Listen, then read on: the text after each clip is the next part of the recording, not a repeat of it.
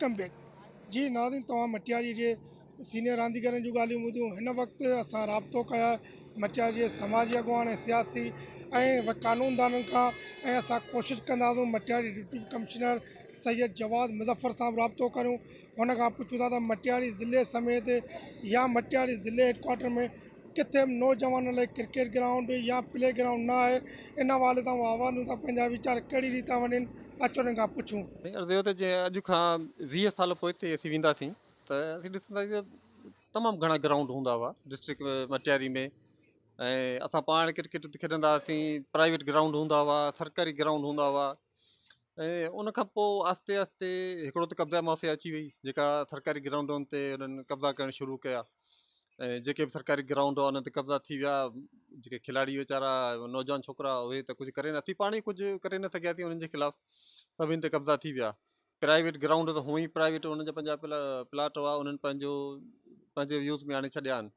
हाणे गवर्नमेंट जो इहो कमु आहे त उनखे थोरो नज़रदारी कनि। असांजे हाला में, हाला शहर, हाला नवां खां थोरो ई अॻियां उते हिकिड़ो सरकारी ग्राउंड मंज़ूरु थियल आहे ऐं उहो अंडर कंस्ट्रक्शन आहे, पर उहो बि रोलड़ जो शिकार आहे। तक़रीबन उन्हनि खे 15 साल थी विया आहिनि। अॼु ॾींहं ताईं 15 सालनि में हुनखे हू कंप्लीट न करे सघिया आहिनि। ऐं उनखे अलावा मुंहिंजे ख़्याल में मटियारी डिस्ट्रिक्ट सिर्फ़ु हिकिड़ो ई ग्राउंड आहे जेको अंडर कंस्ट्रक्शन आहे। बाक़ी मटियारी में त मूंखे असांखे ॿियो कोई यादि नथो पए। अॻु में कॉलेजनि में, स्कूलनि में ग्राउंड हूंदा हुआ, उहे बि ख़तमु थी विया आहिनि हींअर, उते बि ग्राउंड न रहिया आहिनि उन्हनि खे। छाकाणि त हाणे जीअं त आदमशुमारी वधे पई त स्कूल में क्लासिस वग़ैरह बि उते हुनखे ज़रूरत पए थी, उन्हनि वधाया आहिनि, पंहिंजे ग्राउंड में उन्हनि ठाहिया आहिनि।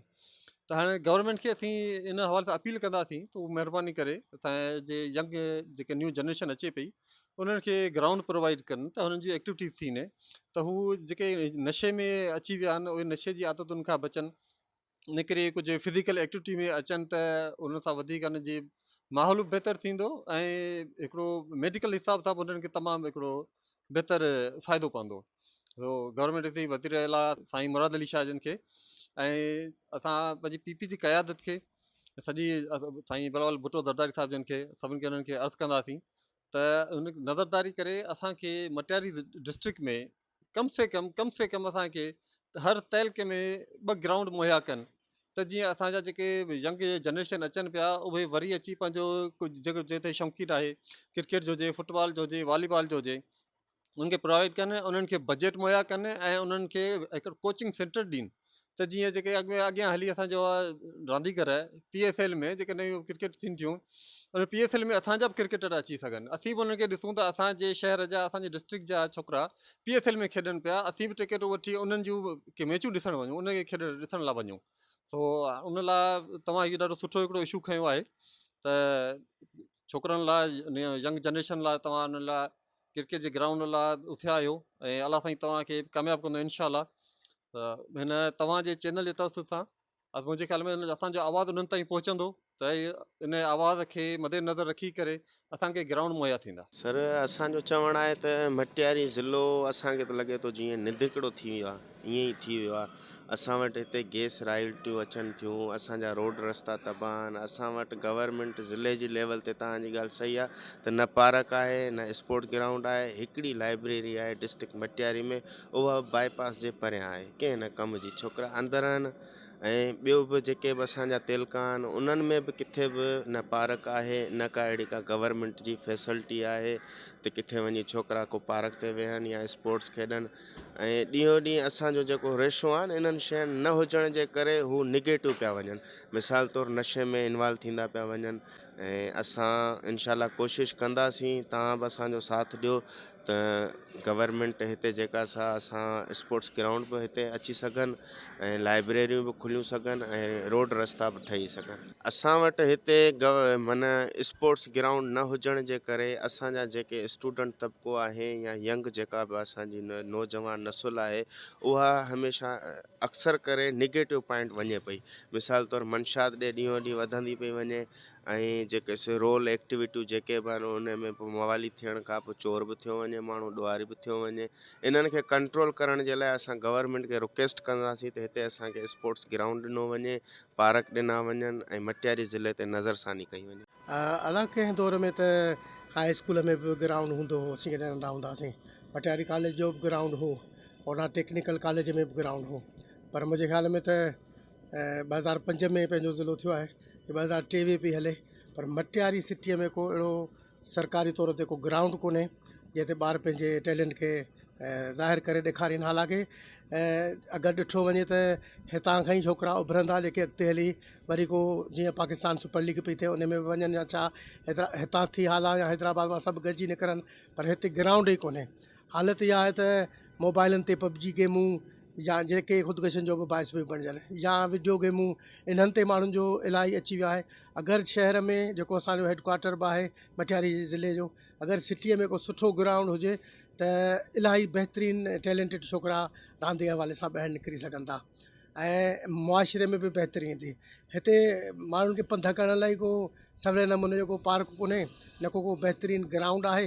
हालांकि ॾिठो वञे त हिन शहर खे अलहमदुलिल्लाह जेके असांजा चूंडियल नुमाइंदा आहिनि असांजे तकनि जा, असांखे कवी उमेदु आहे असांजी हुकूमत मां, असांजे नुमाइंदनि मां, त उहे मटियारी शहर जे लाइ इन सिलसिले में ख़ासि तौर ते तवजो ॾींदा त रांदि जे ज़रिए इलाही सारियूं दुनिया जूं, जीअं मिसाल जी ॻाल्हि कंहिं दौर में क्रिकेट डिप्लोमेसी पाकिस्तान ऐं इंडिया विच में बि हूंदी, त रांदियुनि जे ज़रिए मुल्कनि जा मसइला हल थी वेंदा आहिनि। जेकॾहिं असांजा नौजवान अॻिते ईंदा त या शहर जी बि नेकनामी थींदी, असांजे ज़िले जी बि बहितरी थींदी, त टैलेंट ॿाहिरि निकिरे। पर ख़ुदा ॼाणे छो एतिरा साल थी विया आहिनि को ग्राउंड असांखे मटियारी शहर में सरकारी तौर ते मुयसरु न करे ॾिनो वियो आहे ऐं असांजे लाइ मुयसरु कोन्हे जिते असां लाइ छोकिरा ॿाहिरि निकिरी पंहिंजो टैलेंट ॾेखारे सघनि।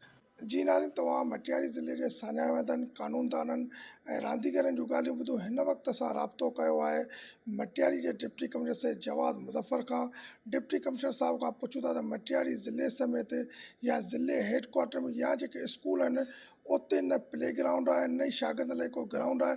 इन हवाले सां पाण बतौर डिप्टी कमिश्नर कहिड़ियूं कोशिशूं वरितियूं आहिनि, उन हवाले सां आवाज़ सां पंहिंजा वीचार कहिड़ी था वञनि, अचो त पुछूं। बिस्मिल्लाहिर्रहमानिर्रहीम। जी, बड़ा ये इम्पोर्टेंट सवाल आपने उठाया है।